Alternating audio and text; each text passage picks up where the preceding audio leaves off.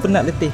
Kita ada lagi 5 minggu sebelum Bangkok, Hyrox Bangkok. Today's endurance kita akan buat 6 station saja. Buat ski 1000 meter, sled push 230 kg 50 meter, rower 1000 meter, burpee broad jump 50 rep, lepas tu lunges 30 kg 100 rep, wall ball 8 kg 100 rep. Pening.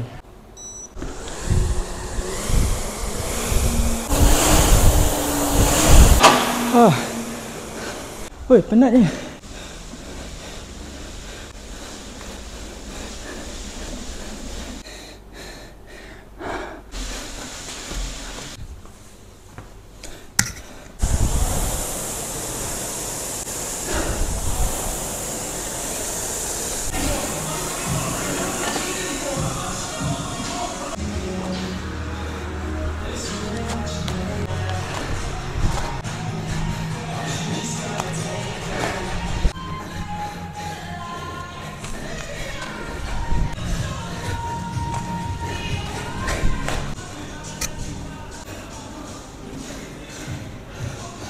Pening kepala. Lompat-lompat banyak kan.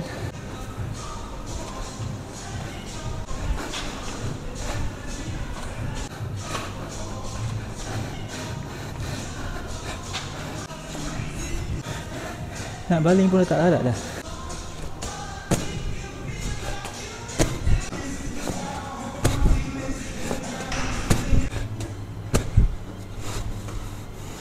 Habis. Cuma kena synckan je dengan jam. Ski tadi kita buat 4 minit 13. Sled push tadi kita buat 4 minit 13 saat. Tapi broad jump 6 minit. Tapi lama ni.